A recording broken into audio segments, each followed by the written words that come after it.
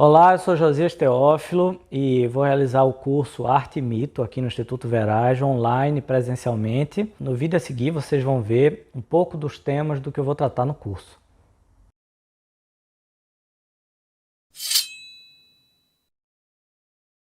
Tem um livro chamado Arte e Mito, no qual é baseado esse curso, que Ernesto Grassi começa se perguntando qual foi o momento em que a arte já foi uma coisa só com a religião, né? E de fato já foi uma coisa só, porque se você for ver, por exemplo, nos gregos, Ortega y Gasset dizia, a tragédia grega é pura religião, o Édipo, o sacrifício dentro da tragédia grega, isso tudo é totalmente integrado com a religião. Por exemplo, Bárbara Heliodoro, aquela crítica de teatro, que era especialista em Shakespeare, ela mostra como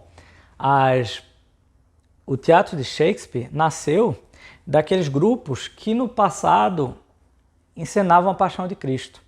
Então tinha lá a igreja, aí na Semana Santa precisava de gente para interpretar a paixão de Cristo. Então chamavam as pessoas normais para interpretar. E depois as pessoas foram se especializando nisso, se tornaram atores, criaram grupos teatrais. E esses grupos teatrais começaram a rodar a Inglaterra inteira, né, nesse exemplo. E começaram a criar repertório próprio, que não era propriamente religioso, mas tinha tudo de religioso, no final das contas, porque os dramas, como dizia Northrop Frye, da história do romance universal, da história do teatro, eles têm todos a origem na Bíblia.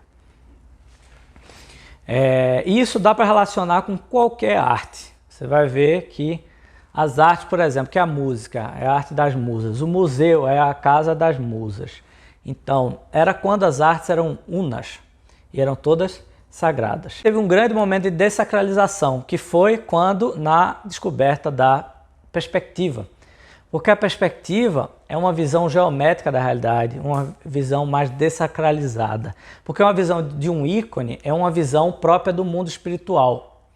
E a visão da perspectiva é uma visão de um homem que vê matemática em tudo, uma visão cenográfica da realidade. Então é a grande decadência da arte, para mim é o Renascimento e para vários outros autores. É quando a arte ficou obcecada pela realidade e, como diz André Bazin, eles privilegiaram o realismo em detrimento do simbolismo. Você vê na arte medieval, o realismo e o simbolismo estão unidos perfeitamente. Se você for ver, as artes elas foram se especializando, porque o teatro, a música, a poesia eram tudo uma coisa só e elas foram se especializando, né, e se dessacralizando.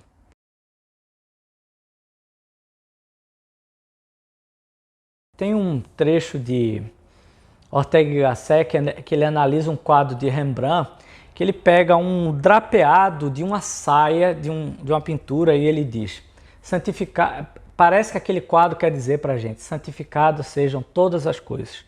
Então, todas as coisas são santificadas. Michel Eliade diz que para o homem religioso tudo é sagrado. Tudo é sagrado. Eu estava compilando na minha cabeça as concepções místicas das pessoas que estão próximas de mim. Aí eu lembrei de um conhecido que cada carro que ele compra, ele vai para Aparecida, para benzer o carro. Ou outro amigo que tem um altar em cada cômodo da casa, em cada canto de parede da casa. Então, ou seja, o dia do nascimento de uma pessoa relacionada a um santo, tudo na vida do homem religioso remete ao sagrado. Por quê? Porque tudo é sagrado mesmo, tudo é obra de Deus. Então, tudo é manifestação, inclusive e principalmente obra de arte. Por quê? Porque a obra de arte, ela se manifesta a partir de uma inspiração que, na minha opinião, é religiosa. Então, por isso que eu não acredito muito nessa ideia de gênio, né? Então, o artista ele não tem nada não é algo dele propriamente no sentido tem muito essa ideia do gênio, né? De repente você vai baixa assim, não, isso não é baixa, não. Quem baixa é Deus. Você reza e Deus manda.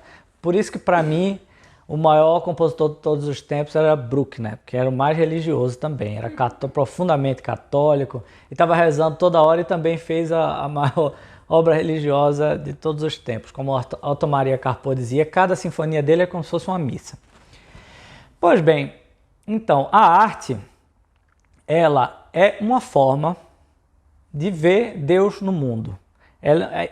André Bazin, que é um principal teórico de cinema francês, que é também católico, ele dizia que no cinema a gente vê que tudo é milagre. No cinema é santificado.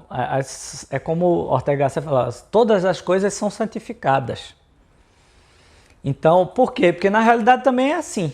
Só que o cinema nos ajuda, por quê? Porque o cinema, qualquer obra de arte, ela está condensada, a realidade está ali condensada. Então, essa é a principal característica de uma obra de arte, a realidade, a experiência concentrada, que tem por objetivo produzir uma funda impressão, como dizia Aristóteles. Não é? Uma funda impressão de o quê?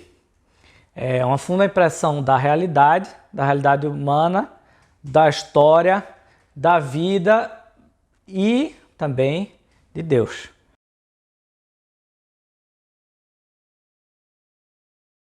Tem um filósofo e teólogo russo que se chama Pavel Florensky. Ele começa o livro Iconostases citando a Gênesis, né? Em que ele diz, que é dito na Gênesis, né? Deus criou o céu e a terra. E ele faz uma reflexão que esses mundos, eles se tocam. Eles não são simplesmente separados, né? O céu e a terra. E aí ele fala, e como esses mundos se conectam? Aí ele vai dizer que principalmente, para a gente entender, a teoria dele para a gente entender temas metafísicos complexos, é bom partir daquilo que a gente conhece, daquilo que a gente tem de mais próximo. E o que ele fala de mais próximo, que a gente pode reconhecer para entender essa relação entre os dois mundos, é simplesmente o sonho. Então, observe que na Bíblia, os sonhos, eles são uma das principais formas de comunicação entre Deus e o homem, né? Então, é a partir do sonho que muitas mensagens importantes são dadas. Então, é exatamente um intermediário entre o céu e a terra.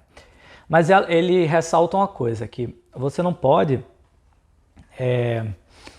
confundir o sonho, aquele que é baseado nas memórias, que são o sonho mais leve. Quando você acaba de dormir, aqueles sonhos, por exemplo, eu vou sonhar hoje, eu estava no Instituto Veraz, etc. e tal. Ou eu estava dirigindo, indo para lá. Esses sonhos são sonhos apenas que são reflexos da memória do dia. Mas ele fala, existe um tipo de sonho que é uma forma de ver a outra realidade, né? Agora tem uma coisa, a arte é outra forma de conexão entre os dois mundos. O sonho é o mais próximo intermediário entre o céu e a terra que nós temos na nossa vida. Entendeu? Então, você quer ter uma visão do sagrado, veja o que é o sonho. Então, lembre-se do sonho. Eu estou anotando os sonhos para guardar, porque... Então, Tarkovsky, ele filmou vários sonhos. Importantes cineastas também filmaram. Tem um filme de Kurosawa que é Sonho, simplesmente os sonhos dele encenados. Eu mesmo, quando estava fazendo meu primeiro curta, Quarteto Simbólico, eu estava naquela tensão, né, de filmar no primeiro dia, e no dia anterior, de madrugada, eu tive o sonho do filme perfeito, e o filme era lindo, tocava uma música de Brahms no meio, eu estava dentro de umas... Então o que eu tentei foi imitar o filme do sonho, mas nunca consegui, porque o sonho é muito mais perfeito. Então o sonho é a visão religiosa da realidade, e para entender essa relação entre a arte e a religiosidade, é muito importante ver o sonho.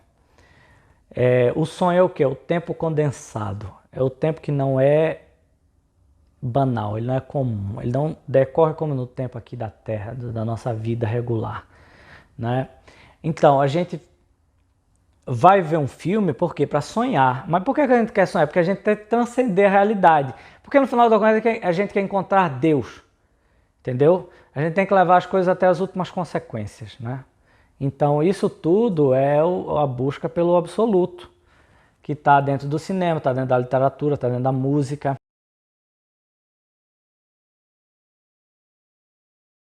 Em relação ao cinema, se você pensar alguns dos primeiros temas, porque observe, o começo do cinema, o que era? Era teatro encenado. Então, e a coisa mais... Qual é a peça mais encenada? A Paixão de Cristo, pode ter certeza.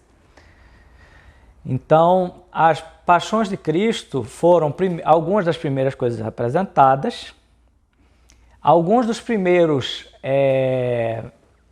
que André Bazin chama de best-seller de Lacan, que são tipo blockbusters. Alguns dos primeiros blockbusters da história são as Paixões de Cristo, né, que está lá desde as primeiras décadas do cinema. E era tão interessante porque no começo ele exibiu até dentro da igreja. E eles guardavam os filmes no altar. Então era uma coisa tão sagrada. Isso foi se perdendo também um pouco, porque também a igreja perdeu o controle sobre os filmes. Então os filmes foram ficando cada vez mais profanos, né? Digamos assim, apesar de tratarem da história do Cristo. Então, mas independente de tratar ou não da religiosidade, de temas religiosos, da paixão, etc., o cinema, por si só, ele tem esse elemento da religiosidade. Por quê? Um dos primeiros instintos da religiosidade é a ideia, a tentativa de registrar o tempo. Então, se você for ver da religiosidade de uma forma geral, muito antes do catolicismo, você vê o que são as múmias. As múmias são a tentativa de salvar o ser pela aparência. Então, essa tentativa é a história das artes plásticas inteira. É a tentativa de salvar o ser pela aparência. Mas aí aconteceu uma coisa, que é a descoberta da fotografia e do cinema, que libertou as artes plásticas da obsessão pelo realismo, porque ele não precisa mais de realismo. Então aí veio toda a abstração, que é uma grande reespiritualização da arte. Né? É uma forma de... A arte vai tratar também do mundo metafísico, e é um momento muito fértil da história das artes plásticas, é o século XX, que o cinema liberou. Mas aí o cinema, ele também é o ápice da realização dos egípcios, que é de salvar o ser pela aparência. Então, pela primeira vez, surgiu um instrumento mecânico que registra a passagem do tempo, mas não é só a passagem do tempo, é um registro químico da passagem do tempo, porque, observe, naquela época era película, não era digital. Então, se você vê uma película original, como as que tem lá na Cinemateca, muitas, se você vê uma película original de um filme de Charles Chaplin, está ali registrada a própria luz que bateu em Charles Chaplin e refletiu numa película e que sensibilizou outra película, se for uma cópia, e outra, mas é um registro químico da realidade. Então o digital perdeu muito isso. Então é uma visão totalmente espiritual. Até no século XX e desde sempre, o cinema sempre foi um instrumento para ver o quê? Para entender Deus. E mesmo para gente que é perfeitamente ateu ou religioso, ou não entende nada de religião, não lê a Bíblia, etc. Mesmo essas pessoas podem ter insights que terminam por ser religiosos. Por exemplo, Tarantino, Pulp Fiction, tem lá a cena do milagre, né? Que ele leva um tiro, o tiro passa por aqui, não bate nele. De repente isso muda toda a visão e é uma epifania, isso muda toda a visão dele. Como é que Tarantino chegou nisso? Não foi a partir lendo a Bíblia propriamente, se bem que ele deve ter ouvido falar, porque está tudo no tecido da cultura, mas ele, a partir da própria essência do cinema, ele consegue chegar. Eu vou dar outro exemplo. Cinema de terror dos anos 80. Foi o grande período mais prestigiado do cinema de terror, são os anos 80. Estão os principais clássicos de Dario Argento, Wes Craven, John Carpenter. Se você for ver nesses filmes, que também não são pessoas religiosas, mas elas mostram o mal, elas falam de uma outra realidade, elas mostram como essa realidade influencia na realidade humana. Para um filme de terror como esse fazer sentido, é preciso que exista Deus, é preciso que exista o demônio e é preciso que os símbolos do sagrado interfiram no real. Então, mesmo um filme de John Carpenter, por exemplo, ele depende de símbolos religiosos para poder fazer essa visão da transcendência, do outro mundo, não é? Dessa conexão entre os mundos. Então, se você vê filmes como O Príncipe das Trevas, é exatamente... e tem outra coisa do filme de terror também, que é o seguinte. Para o homem religioso, o espaço não é homogêneo. Então, o espaço tem rupturas e tem lugares mais importantes do que outros. Então, como eu falei do meu amigo que vai benzer o carro. Quando ele compra todo carro novo, ele vai benzer em Aparecida. Ou então, do homem religioso da cidade colonial brasileira, que ele chega dentro de um pátio e ele vê o sagrado. Então, o espaço não é equânime. Ele é heterogêneo, totalmente heterogêneo. Então, no filme de terror, o espaço também é heterogêneo. Então, uma casa pode conter o mal. Uma casa assombrada pode conter uma visão lá do inferno. Porque, observa, a transcendência não é necessariamente coisas boas, não. É do demônio também. Entendeu? Aliás, o demônio é um dos grandes temas da arte. Para mim, o filme mais católico da história é O Exorcista. Trata do quê? Da atuação do demônio. E tem uma coisa também dos filmes de terror que é muito interessante, é que é o seguinte, os filmes de terror, na verdade, são muito moralistas. E especialmente os filmes de terror da década de 80. É assim, transou, morreu. Entendeu? É assim, mas não é nem uma suruba, não. É papai e mamãe na casa de campo morreu. Entendeu? Então, é uma visão moralista, mas que tem um sentido religioso originário, que é o seguinte, você abriu a porta para o mal. Então, e o Exorcista tem isso também. Então, a mulher é separada, a filha tem, cadê o papai, etc. Vou brincar aqui no sótão com essas coisinhas. De repente, o demônio aparece. Entendeu? É tipo, abrir a porta para o mal. Então, é uma visão transcendente da realidade, o espaço não é equânime. E também tem uma coisa. Outra coincidência entre o cinema de terror e a visão religiosa o mal é antiquíssimo. O mal vem do passado, que é um eco do pecado original.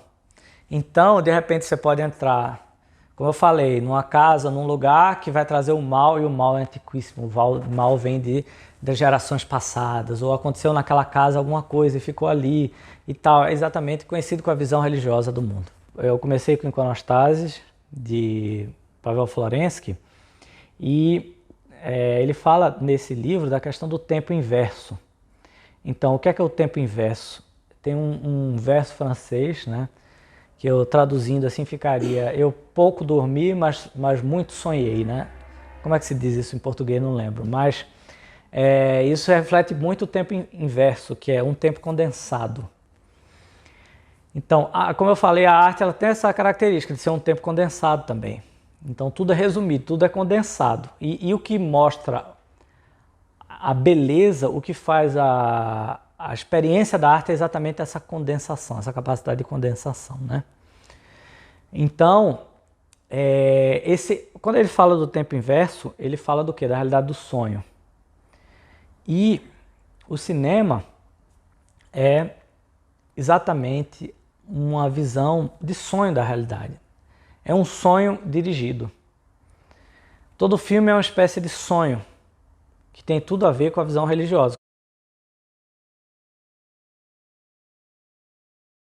A música é a coisa que está em toda manifestação religiosa. Existe alguma religião que não tenha música? Não existe. Então, todas as manifestações religiosas dependem da música. E, na verdade, eu acho que a música nasceu para isso mesmo, para louvar a Deus. Foi aí que começaram os cantos, né? Então, e a arquitetura tem uma relação muito próxima da música. Por quê? Porque, como dizia Goethe, citando Schelling, na verdade, a arquitetura é a música condensada. O que é que elas têm em comum? Elas nos envolvem por todos os lados. Então, a arquitetura nos envolve por todos os lados, e a música também. Agora tem uma posição que a música é a perfeita abstração, enquanto a arquitetura é a perfeita concreção. Tem uma característica de todas as igrejas cristãs, né, é a música de órgão. Todas as denominações cristãs, né, elas têm em comum o uso desse tipo de música, que é uma música que está mais ligada à arquitetura. É uma música que está ligada ao espaço arquitetônico das igrejas, porque ela depende da arquitetura. né? O órgão é um instrumento tão grande que ele precisa da arquitetura. E ele depende também da acústica, né?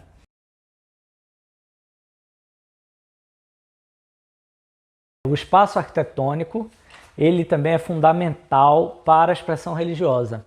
Então, mesmo que seja uma clareira na floresta, é um espaço delimitado da arquitetura. Então, Mircea Eliade dizia que os portais e muros que existiam nas cidades antigas, elas não serviam apenas para proteção, elas não serviam para proteção dos exércitos inimigos, de povos inimigos, elas serviam para proteção metafísica. Para isso que serve uma gárgula de uma catedral, né? No Recife o Recife tinha suas portas, já foram destruídas em 1912. Entendeu? Tinha as portas, são portas principalmente metafísicas que impedem os demônios de entrar. E as divisões entre as cidades, que era a deusa da métrica, também era uma concepção místico-religiosa da realidade.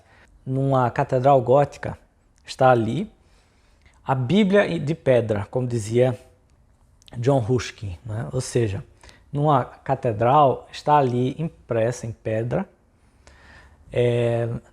os temas da paixão de Cristo, do Antigo Testamento, e não só isso, está lá também o demônio, as almas no purgatório. Então, toda uma visão religiosa que era passada para aquelas pessoas que muitas vezes não sabiam nem ler. Mas não só isso, toda a disposição espacial de uma catedral gótica responde ao sagrado, porque ela está virada para o leste, ela é uma cruz, em formato de cruz, o portal representa uma entrada, uma iniciação, o labirinto dentro de uma catedral representa uma espécie de exorcismo, os vitrais têm um sentido também religioso é uma imersão no sagrado. Em uma catedral é uma coisa tão grande que cabria a cidade inteira lá dentro. O pessoal morava, levava boi, comia, dormia lá dentro. A missa durava horas e horas e as pessoas estavam ali, dormiam, acordavam, incenso. Então é uma visão totalmente religiosa da realidade e não à toa, não raro as catedrais eram construídas em locais sagrados. Então, embaixo da catedral, você encontrava, como embaixo da Catedral de Colônia, você encontrava mosaicos romanos. O que Nise da Silveira, que é introdutora do pensamento junguiano no Brasil, dizia que era um recorte da psique humana. Então, ele dizia que a catedral em cima representa o cristianismo e embaixo toda a antiguidade que está dentro da alma do ser humano.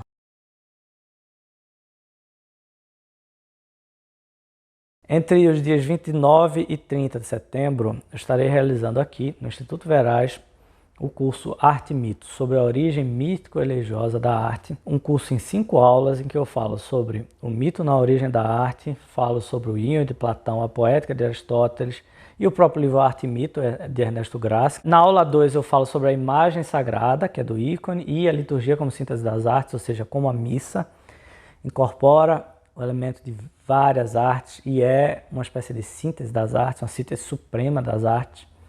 Na aula 3 eu falo sobre a arquitetura sagrada, como a catedral gótica é uma bíblia de pedra e como tudo na sua disposição, no seu sentido, remete ao sagrado, remete à transcendência, a Deus. Na aula 4 eu falo sobre a alma barroca, especificamente sobre a arquitetura barroca, mas sobre a imaginação simbólica da fundação do Brasil. Então, da questão da sacralização do espaço público, dos pátios internos, da arquitetura barroca, de como o barroco moldou o imaginário brasileiro. Na aula 5 eu falo sobre o sagrado no cinema, que é a partir de André Bazin, de Tarkovsky e de vários teóricos, sobre como a imagem ela é uma visão que tem muito a ver com a visão religiosa do mundo, né?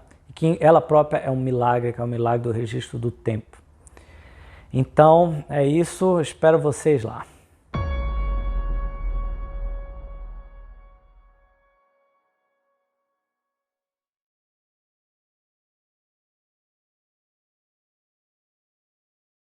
Como Florensky diz, é muito importante a gente procurar as coisas que estão próximas de nós. Então pense numa cidade colonial brasileira. Imagina, uma cidade colonial brasileira, ela tem, primeiro, composta por casas baixas, e de repente você encontra um grande pátio que tem uma grande igreja que aponta para o céu e que é substancialmente diferente do espaço ao redor, porque é maior e porque aponta para o céu e por uma coisa ainda mais importante que é, os pátios das igrejas, eles eram tão importantes, tão sagrados quanto as igrejas. Então, por exemplo, se um ladrão estivesse fugindo da lei, da justiça, e ele entrasse dentro do pátio, ele não podia ser pego ali, porque a lei temporal ela não interfere ali naquela área. Na cidade colonial brasileira era assim. Então, e não é à toa que esses pátios eles eram muito bem conservados, eram lugares muito importantes na cidade. Então, isso está no livro Nosso Chão, do Sagrado ao Profano, de Murilo Marques, que era professor da USP, que fez um estudo excelente mostrando aqui na cidade de São Paulo como era. Então, ele diz que os espaços públicos das cidades evoluiu do sagrado ao profano. Evoluiu assim, não é no sentido de melhorou, não. Mudou, né? E, na verdade, decaiu, porque ele fala a origem da degradação dos espaços públicos brasileiros é a dessacralização do espaço. Então, o espaço não é mais sagrado, ele não é de ninguém, na verdade. E aí é o que a gente vê hoje.